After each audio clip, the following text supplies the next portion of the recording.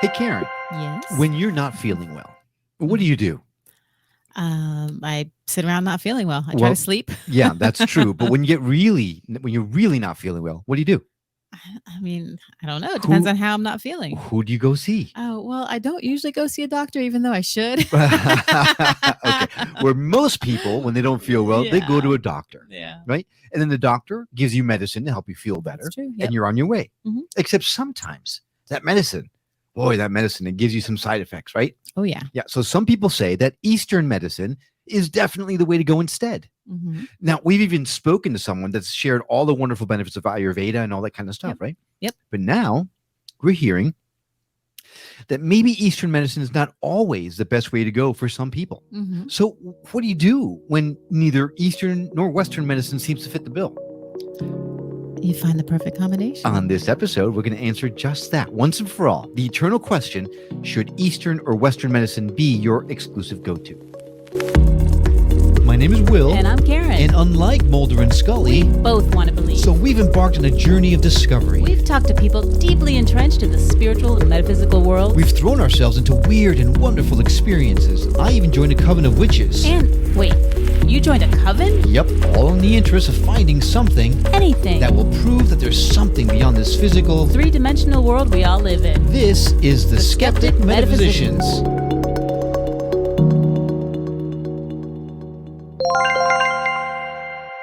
Welcome to the Skeptic Metaphysicians. I'm Will. And I'm Karen. And today we're tackling the big questions. To help us navigate the tricky waters of East versus West, we have a shaman who's certified in Acupressure Sacral Healing and is a Tibetan Reiki Master. And she uses intuitive life guidance to channel the truth behind all the secrets of her clients' problems. Please welcome to the show, Amy J. Harris. Amy, so glad to finally have you on our show. We've been in communication for a long time, and you've been super engaged with us for a long time. So it's really wonderful to finally be able to see you face to face and say hello. So hello. It's my honor and pleasure. I'm so happy to be here. Thank you for inviting me and then inviting me again. and again. And it has not been, in all fairness, it has not been on your end. It's been on ours. Universe has conspired against us, and it almost conspired against us today too. I know. We pushed through, and here we are. Here we are. All the gremlins. So. See, and sometimes that's all you have to do in life. I tell people, if you really want something, I have a theory. It takes 11 times. If it's something you've decided you want, it takes 11 times sometimes. So don't quit on the 10th. So here we are in the 11th time. Okay, so you've been watching the show or listening to the show for a while, and you've seen our Instagram post, and you see my 11/11s. Is that why you're saying it takes 11 times? Is that like the secret thing? No. It's my, like I said, it's my theory. It's my theory based on, though, there is a basis. I did read maybe like a decade ago that it takes, if you want to establish a habit like exercise or, eating healthier, you have to do something 11 times in order to establish a habit. So to me, a manifestation is a habit. And so if I want to manifest something, I give it 11 tries. If it hasn't happened by 11 tries, it's not meant to be. But most of the time it is. Gotcha. Well, I love your answer, but I think I might like mine just a little bit more because, it's a little more cosmic. But here we go. All right. Well, if you want to get cosmic, here we go with that too. Yeah, we are all about the cosmic. So when we spoke, you said that you've never had more downloads in preparation for any interview in your life. So I got to tell you, I'm super excited to hear what these downloads are. And since we're talking about Eastern and Western medicine, let's go ahead and tackle the topic. Okay. Eastern versus Western medicine, what makes the best type of medicine in your estimation? One word, both. I finally got one right. So we're 4 minutes into the interview and already have given away all the answers. Yes, but if you just leave it there, there will be many more questions. So we're going to get into that word, both.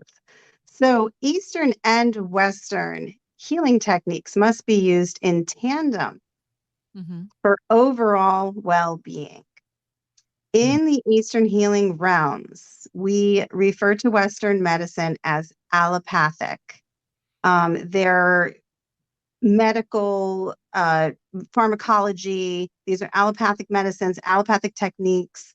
We believe that they are treating symptoms, right? You go to the doctor and they say, what's wrong? And you come up with your laundry list of symptoms. And And then what do? They take a guess, right? Oh, They Right. say, yeah. oh, okay. We think it's this. And then you get test A. And then if it's not that, you get test B, so on and so forth. And some people, unfortunately, will tell you they've had A through Z and they still don't know what's wrong. So my technique is a little different. In the Eastern realm, in general, we say that we are healing at the cellular level. Ooh, I like that. And as a shaman, I'm not, you can tell me what your symptoms are. That's fine. But I am less concerned with the symptoms than I am with my intuitive or psychic empathing that happens in my treatment room, where literally I'm looking at the parts of your body before you even tell me what's wrong, because I feel the energy. There's a block here, there's a block there, right? So I think most people, it's pretty mainstream by now, the word chi, which is, the energy of the body. And within the body, there are energy points and there are meridians. If you're familiar with acupuncture, I do acupressure. It's the same basis. I'm just not using needles. I'm using my fingers or elbows, to make pressure points on the body. Hooray for no needles.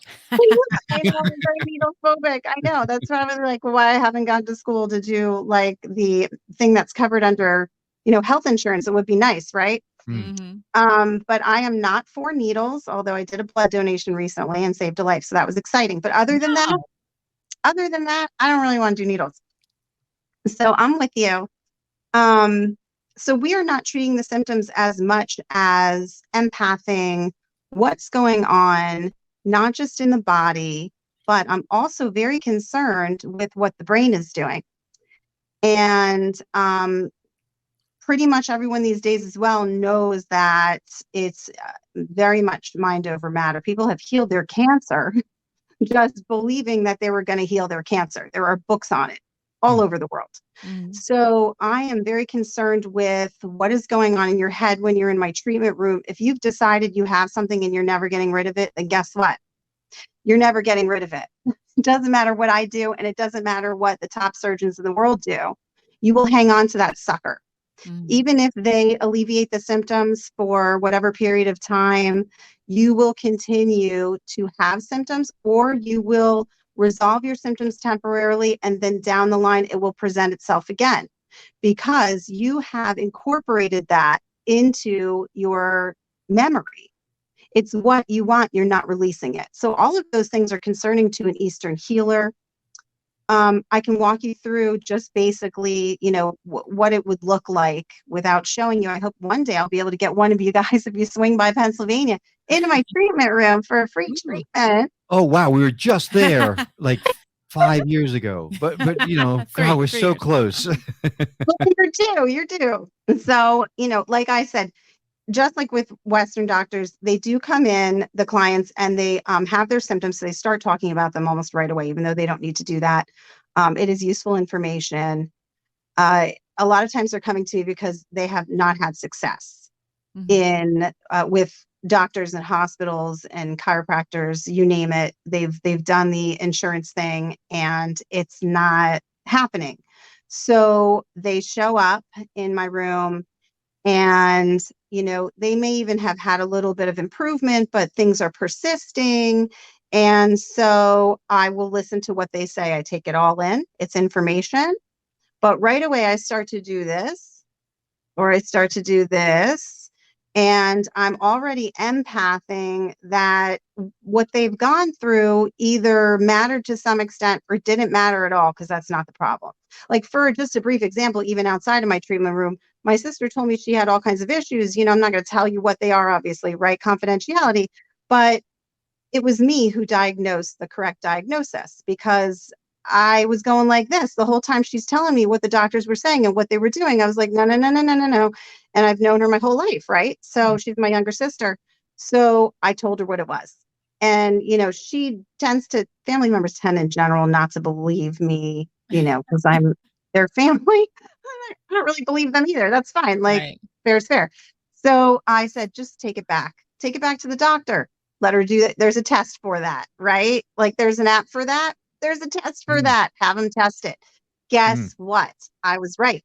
So I'm batting 1,000 so far with my clients and my family members on the things that are wrong that their doctors are not resolving. Wait. I And need to address that for a second. You're banning yeah, 1,000, which means you're 100% accurate on so every far, client that I mean, you. not like knock on wood, literally knock on everything. So Wow, far, that's where astounding.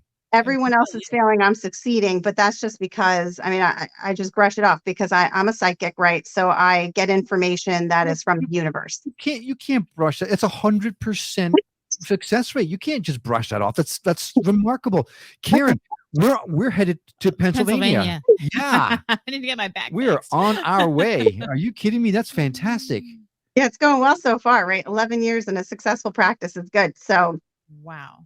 what I have them do is, and the nice thing about me is you don't have to get naked. You keep your clothes on. Oh no, forget it. I'm not going to Pennsylvania then. That's Hey fair. now.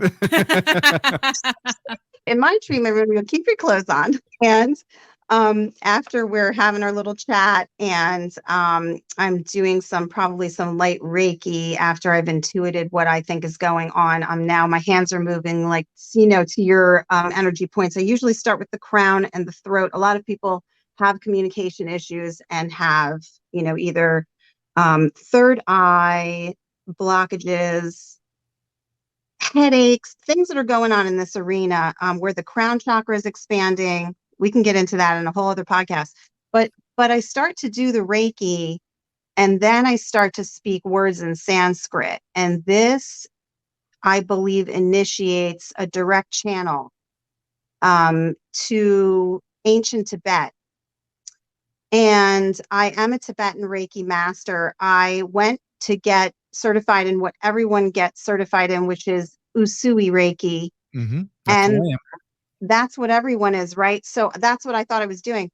And the Reiki master who was training me said, when she was attuning me at the end, she said, I'm being told to attune you I'm giving you a double master. I'm attuning you to Tibetan Reiki. And I said, I don't even know what that is, but okay. I'm going to ask, what's the difference between Usui method and the Tibetan method? Usui is Japanese and Tibetan is China, Tibet, it's just a slight difference, right? But I mean, Tibetan is older, it is believed. And so that goes right in line with Chinese medicine, 5,000 years old. I do shiatsu acupressure. This all goes back 5,000 years. Wow. So it's believed to be older. I'm not going to go back and forth with people on it because I wasn't around at the time, either of those times. So who knows? That you remember. Like Jesus Christ was a guy, right? But did all those things happen? Did he walk on water? Maybe. I wasn't there. So the way I look at it is I just laugh at it all. I'm like, yeah, this is all really old stuff. But when she said, you're going to be a Tibetan Reiki master, I know that's different than what happens with everybody else in the class. And she saw a picture on her third eye of a fire serpent. So she said that was my personal Reiki symbol. Well, I don't even know I'm supposed to talk about that, but I don't care. I'm talking about it because it was want to know. Yeah, it was like cool, inquiring minds want to know. So that all happened, and so I do use that first because it's a good way to just start to, as you said earlier, just massively download the information that I need to have a starting point.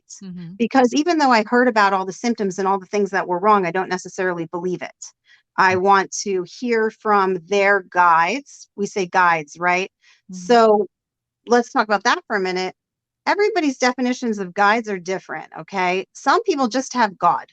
They are religious. God is where it's at. I love God, right? But I'm not under a particular dogma. I believe in God. I love the word. It's great. I believe in all gods for all people. So, and thank God, because in my treatment room, I literally have to listen to whatever guides show up. Okay. So maybe Jesus is showing up for that person because they've been just, talking to Jesus their whole life. Like, I get to talk to Jesus. That's cool. Great. So it could be that. It could be their ancestors who have passed on. I've had ghosts come in. And I'll say, like my long-term client, I said to her the last time I saw her, I said, your grandmother's here. I said, this is the grandmother on your maternal side. I was specific about it. And she said, oh, yeah, well, she had this problem too. And then I start to get other information, right? So now I know it's hereditary, which was not something that was offered. Mm-hmm. So these things start to, the puzzle pieces start to fit together a little bit with the help of the guides. I really am grateful. And then is a wonderful guide. I'm going to stand up a little so you can see my belly, right? Right here in your gut, you have your gut instinct. That's where your intuition comes from. It is the third chakra, that nice yellow color, nice and yummy yellow, bright, where you are vibing things, right? Like you get a intuitive hit and you feel like it's this or that. So it's that the expression, you can't see the forest for the trees. Mm-hmm. So that person cannot ask their own intuition, what's up? They can't say, is that doctor right? Am I going the right direction? Because they're just, nervous. They're stressed out about the condition. So I can, with the help of their guides and just my own natural born empath ability, connect the outer source to the inner source, which is what's going on in your gut. Okay. Your gut instinct and your inner voice, basically. And I take those two things together and I give you a lot of information.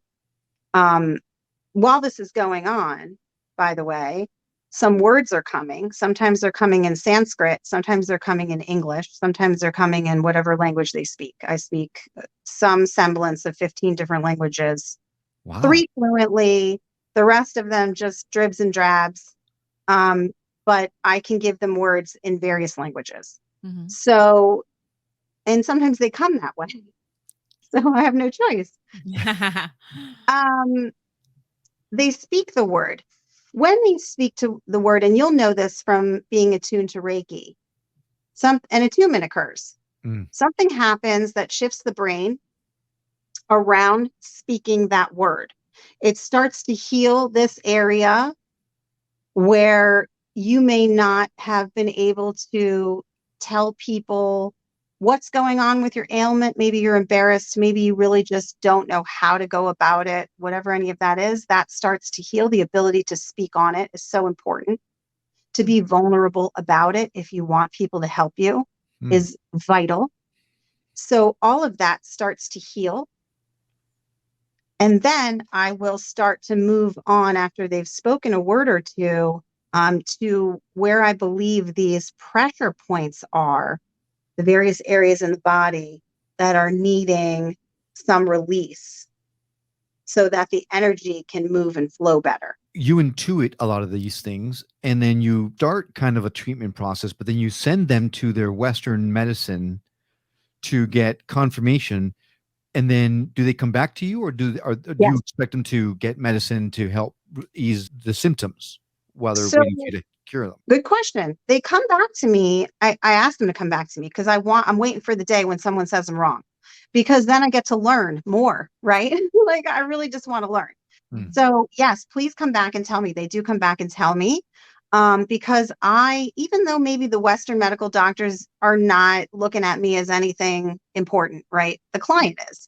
And I want to know what they say.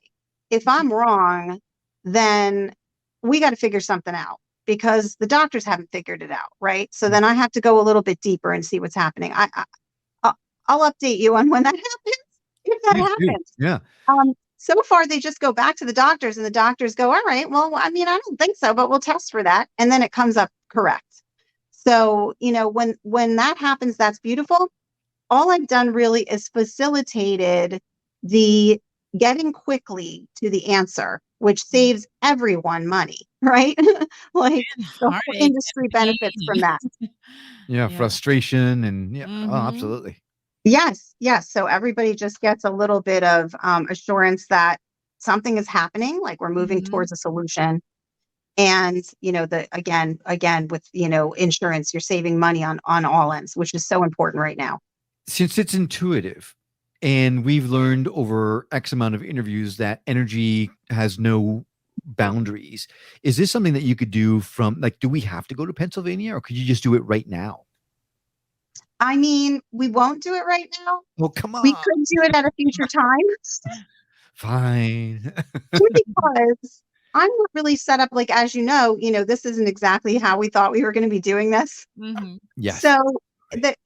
the room is not set up, right? I would have to set everything up in the treatment room. I do have my nice little acupressure chart behind me there. Oh, that side. Sorry, opposite. I Oh, guess you can't do pressure remotely. that's a good point. I do these things on Zoom. Okay. So I do it remotely because what I'm going to do is I'm going to show you the points. And I'm going to say, I'm going to need you to put this finger here or this elbow there. Mm. Yes. So I do it remotely. And then they can kind of go back and keep doing that to themselves. Yes, because even when they're in my treatment room, I always send them away with homework. And some of the homework is, here's the point I want you to squeeze on your ankle when you're watching TV. So that is important to me, that I allow the client to continue to heal themselves. Mm-hmm. I don't like this idea of what we do, and I go to Western doctors when necessary. I don't like that I leave and I'm just waiting to hear on what's happening. Okay, it's a terrible feeling. So I'm going to get on Google and I'm going to start to look, and I'm going to open my acupressure book and the whole 9 yards of all of my tools and say, let me start channeling myself. Let me start bounce things off somebody else if I'm stressed and having trouble doing it. I'll call a fellow psychic, whatever.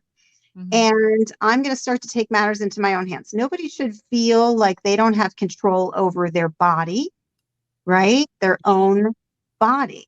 Like, I want people to heal themselves. Anything that I can do to facilitate the healing process, whether it's in my room, over a Zoom call, or just you on your own drinking lemon ginger water, taking a bath with Epsom salts to detox.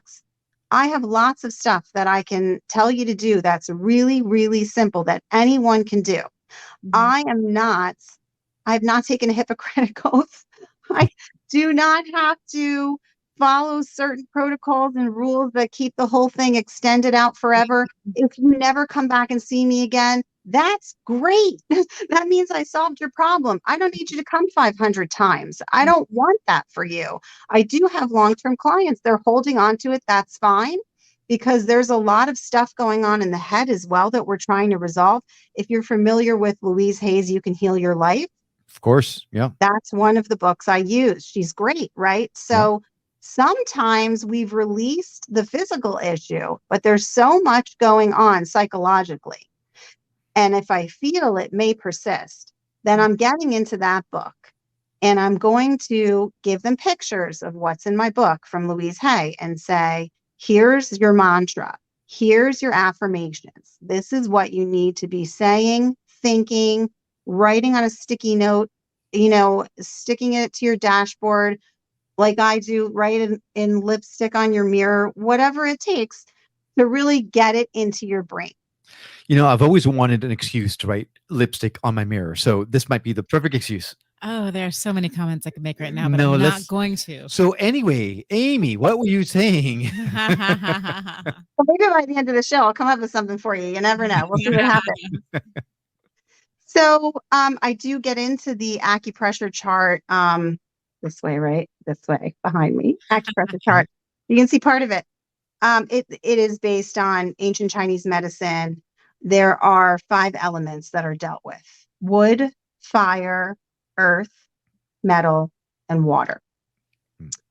So on the chart as well, there are also affirmations. There's some poetry. There are things that I can read to the clients. Sometimes it happens, sometimes it doesn't. But really what I'm doing is I'm honing in on these points that I need to hit. So, like my last client, I was like, okay, GB 34. I don't have them all memorized. I haven't been doing this my entire life. So if I get empathically that it's LV 8, so that's liver, and GB34 is gallbladder. Now I've got to go and look. I don't have all the points memorized, but what I do have are guides that I can open and see what's going on and what points I have to hit. And I'm always right about the general vicinity, but I have to make sure that I hit the point that an acupuncture needle would hit. This is very specific stuff. Mm-hmm. So I will go to that chart. I will find the point, and then sometimes I'll read them a passage or not, and just get right in there and put very, very firm pressure. And then I start to use some techniques in shiatsu massage, which is really just shaking up the chi in the body, moving things around and getting the release that we're looking for. And I'll see like their body parts jump, things move. So this is how I know that it's working. Mm. And then more times than not, that leads me to the next point. And so my gaze will go to like the complete opposite side of the body in some random location. I'm like, okay, I'll go down there. Now I start to use Reiki again, okay, to find the exact point. There's the area. Back to the chart. There's a lot of movement going on while these guys are just completely blissed out. Some of them fall asleep entirely. Some of them are there, but not entire, like not really. They're sort of in between where they are maybe like in a meditative state. Mm-hmm.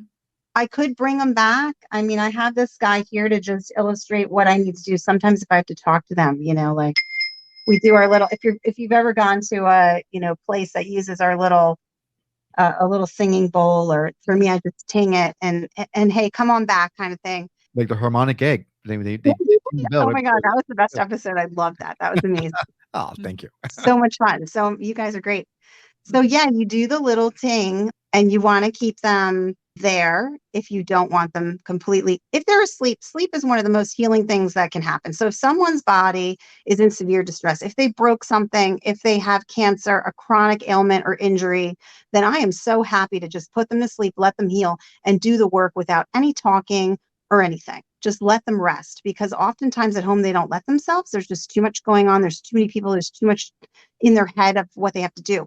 They're basically buying an hour of time to take care of themselves and do nothing. So if their body needs sleep, I let them sleep. Sure.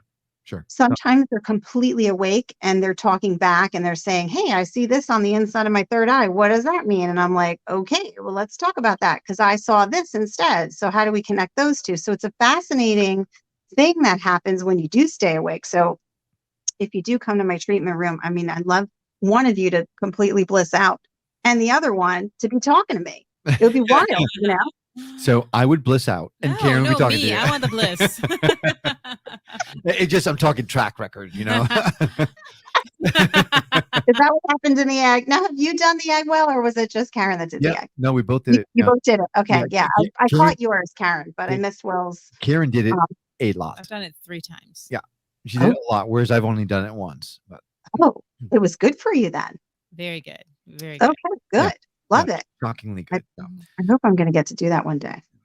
But so then you go to you get all this stuff, then you get your Western confirmation. At what point, because you got 100% accuracy rate, at what point do you, Amy J. Harris, go, okay, you no longer have to go to a Western medicine doctor to confirm Chinese, because I know after 11 years that I got this. So never, because the word was both in the beginning. Right, but I would never tell anyone not to use everything at their disposal ever, because I don't know everything. I don't know, even if I'm 100% accuracy, I don't know everything. I don't know. 11 years of 100% accuracy says kind of that you might know a whole lot of stuff that maybe. I mean, but I don't know everything. Is the accuracy diagnosing, or is it also healing? Well. Wow. Okay. I like it. So the diagnosis is 100% accuracy. The healing, some people are ongoing. So I am not Jesus Christ. Like, you're healed. Right. Out the wheelchair you go, out the door. Like that. I'm not Jesus, because if I was, I'd be dead. I'd be, like I'd be the guy in the riddle. So then you're older than 33 years old, then obviously. Well, I don't know. So in the day, 33 was maybe 50, right? I don't know. Right. That's true. But then we've also heard from people, Karen, that some people just don't want to be healed, even though they say they want to. Sometimes they just don't, and this is a prolonged thing. So, and that's what I was touching on earlier, right? So in their head, they're hanging on to it. I hear somebody all the time saying the same thing over and over and over again. And I very gently have to say, you let me know when you're ready to release that. But I'm not going to be one of the 100 other people that listens to you say this ad nauseum, because I am here to help. And it drives me absolutely insane that I know that I can help you and you don't want to release it. So thank Mhm. you for that. It's Yeah. never going to go if you don't want it to go. And just talk to Louise Hay or read her book. It's all about that. Like, you've got to get it out of your head. As I said in my last podcast, the brain is a computer. Right. If you have a problem in the computer, you reboot your computer sometimes, right? Completely shut it down, start it right back up. Same concept. Yep. Shut down that thought. Cancel, delete out of the head. Let's have a different thought, something positive. It always has to be positive. It doesn't really even matter what the thought is about it. Find something good about it. There is something good in everything. Every human being will tell you that there is something good to be found in every bad situation. Sometimes you don't see it until later. Find the good now, because if you're sick and you want to get better, find the good. Find something positive about it, or at least a way to flip a switch, as I say, and rewire your brain to get yourself away from that. I think part of the problem might be that some people are they have this negative whatever thought or whatever so ingrained into their subconscious that they don't even realize they have it. They have that feeling of, well, I don't deserve to feel healthy, or I deserve this pain, whatever, without even realizing that they have that feeling. You've got it. So that's where I come in, and I do get a little stern sometimes. I got to admit. Sometimes I say things like, I don't like what you're saying. Stop it right now. And they laugh, and I'm just like, no, but I'm dead serious. I don't want to hear you talk that way, because you talking that way means I can't even take your money today, because there's not a single thing I'm going to be able to do for you. So I'm going to ask you to stop with the negative self-talk and the hanging on to this thing, because it can go away. And I remind them, hey, you've heard the stories and you've read the books or whatever, that people have healed themselves from cancer just by eating right and deciding they don't have cancer anymore. So if we all know that these stories are true, then your thing that is not cancer is definitely resolvable. Okay. So let's move away from this hanging on to, as Karen said astutely, of even familial garbage, right? Somebody's like, well, and I said it earlier, shame on me. That's hereditary. Now, I never speak that to the client, but I'm intuiting it, right? I'm no, okay, it happened with the mother, but that doesn't mean it has to happen with her. So I'm not going to say that's hereditary the way a doctor wants everything to be hereditary. Oh, it's so much easier if everything's hereditary. Well, what good is that? Like, we gotta break the cycle. We gotta stop it. Right. So the importance of really everything that I'm doing regarding Eastern healing in tandem with Western medicine, what we're trying to do is create not just resolution of symptomatic problems, but future resistance to disease. If I can clear the energy channels in the body and start the healing process at the cellular level, and give you homework to continue the healing process on your own, that is going to increase your ability to fight things off and resist anything that might be trying to get in the future. Makes sense. And I want to go back to a point you made just a second ago, that finding something that's good about whatever it is you're going through. Wayne Dyer. Love Wayne Dyer. Oh my gosh, one of my absolute favorite teachers, really, because that's what he is to me. Such a good guru. Yes. Absolutely. He mentions that sometimes dis-ease actually comes in because you're supposed to learn something from it. And I can tell you from firsthand experience that I have a chronic illness. I've been diagnosed with something that really opened up my eyes and jump-started my search. And that's my good thing, right? Because no one wants this thing, but the universe gave me a wake-up call, like knocked me on the head and said, hey, stupid, pay attention. You need to change the way you live your life, or you're going to go down the wrong path. So sometimes it's hard because at first you look at it and you go, oh my God, why me? This is not fair. And then you go, oh, I get it now. And to your point, then you start making some changes and all of a sudden life completely turns around. So Yes. And you found the positive in it, which is what we were talking about earlier. absolutely. It's just like I say, my example for that with clients is very simple. A tree fell on our house during Hurricane Ida, and I knew horrible things happened outside. And I said to my husband, I know you're going to go look, but I don't want to hear anything about it until the morning it was dark. I'm like, oh, okay. So my mind will start to think all kinds of things because I can't see what's going on, right? Mm. Forget it. I said, you go look and stress out. I don't want to hear about it. I'm going to bed. So I went to bed. And I woke up the next morning and it was still kind of dark out. So I busted out the insurance policy and I read everything. I was prepared. I was like, whatever I'm about to see, which of course, being psychic, I kind of knew my car was toast. I knew the shed got hit. I thought part of the house got hit. All of that was right, unfortunately. But without confirmation, who knows? I'm an empath. I don't see pictures all the time. Okay. So I'm not 100% accurate there. So I get outside and I go like this. I love your story because it went like this for me. I looked at the tree that fell on the shed. Car was gone. And I looked how the branch was impaled in the side of the house. And I went like this. Thanks, God. And I started laughing. And I was like, let me think. Thanks for what? Thank you for whatever's coming. Something good's coming from this. Okay, something's good. All right. I was like, yay, something good's coming. So you see how you start to mess with your mind, right? You start to move your mind into what you don't even know the positive is yet. You just make a decision that you're not going to go into a crumpled heap and cry, or you're not going to start yelling at the dog because you're stressed out or whatever, like all the other things that you could do that are horrible things. You could just decide it's good.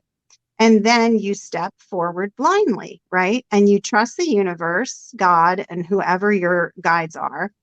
And you say, let's see. So within a day, we found out how much money we were going to be getting. And I was like, oh, you know what? Like we started Googling like what the value of the car was because everybody wants cars now.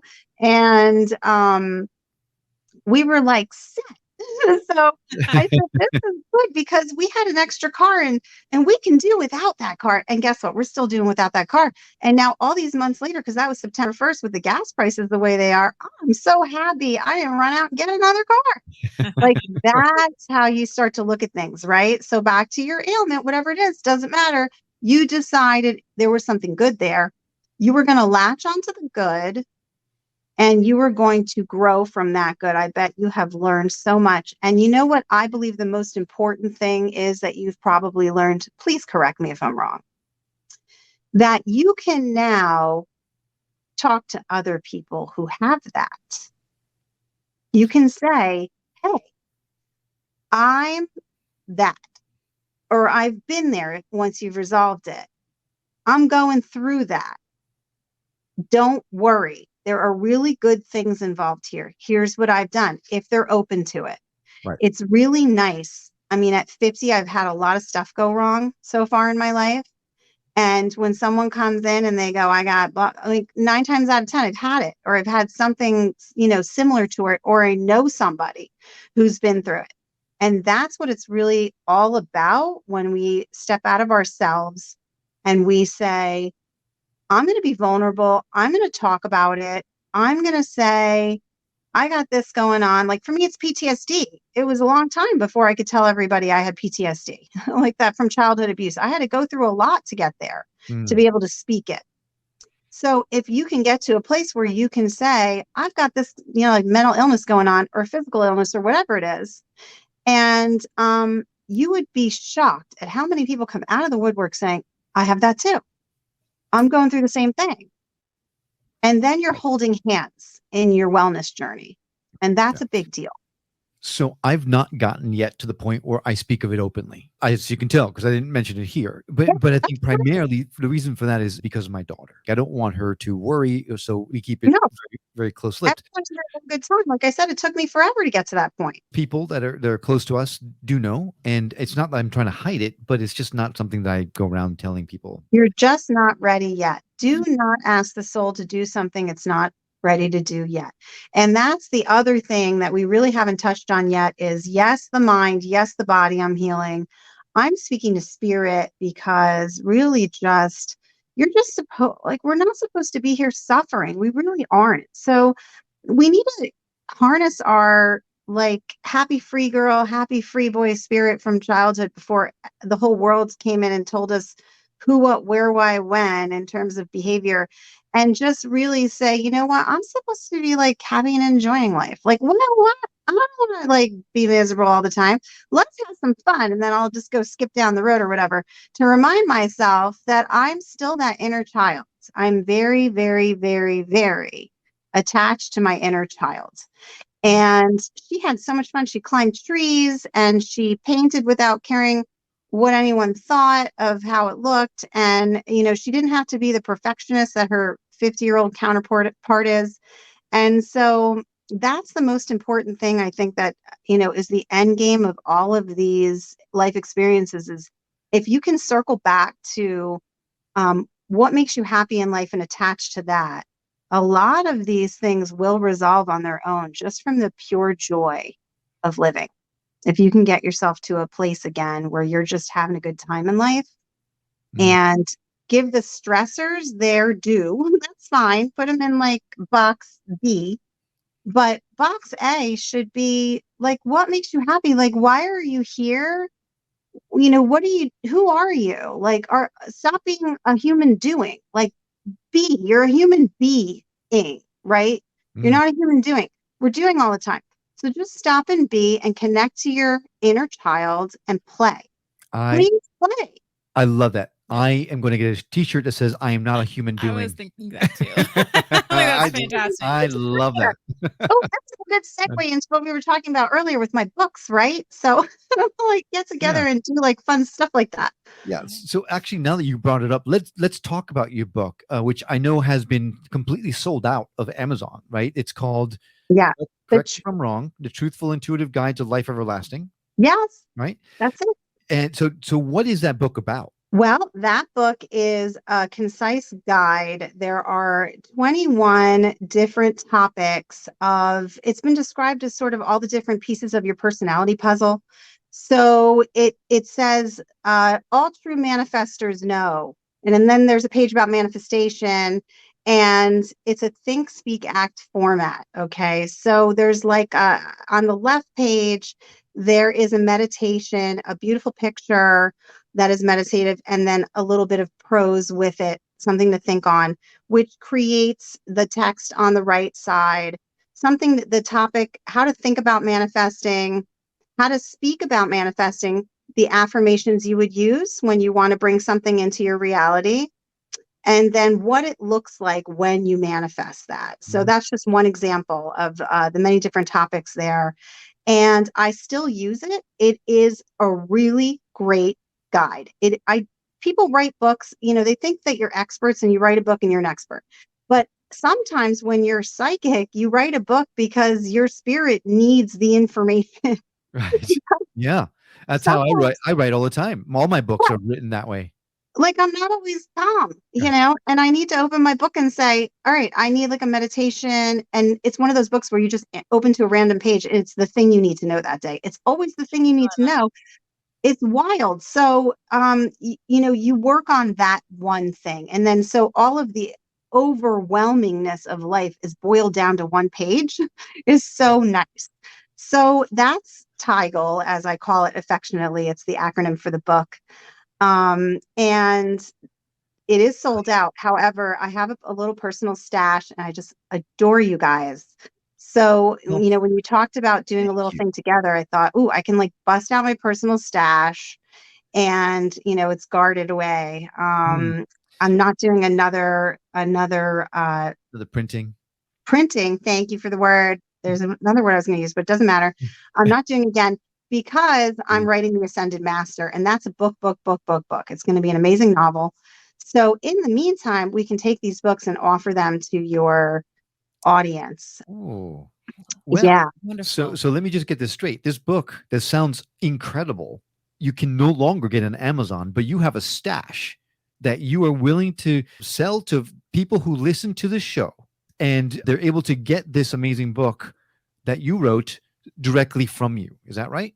Directly from me. Correct. Wow. I will, and I'm just selling it list price, nothing crazy, just as is, or we can, which is $20 plus shipping and handling, or we can do a personalized where I inscribe it if it's a gift for someone, and I will gift wrap it with these 2 Reiki hands. Ooh, I could even include a crystal. I like that idea. A Reiki infused crystal for the low price of $30 plus Okay. shipping and handling. Wow. Very And I nice. will offer a limited number of copies just because, I mean, this show's amazing. What you guys do, I'm so honored to be here and so grateful that you exist in the world. Thank you. Well, thank you. Oh That's my gosh, incredibly thank you. kind of you, not just for the words that you use, which make us feel really good, but also for this amazing, amazing thing that you're doing for our audience. So thank you so That's much. Awesome. I know that you're going to sell at least one of them. Yeah. We'll do the $30 package. Yes, yes, absolutely. So anyone who's listening in, if you're as excited as I am about this book, we as excited as we are about this book, how does someone go about taking advantage of this offer? Can't they contact you directly? Are there Certainly. ways to contact you? Let's do it that way. Absolutely. And y'all can let me know. You can reach out and say, hey, you know, I have this listener, since you're more connected to them than I am at the moment.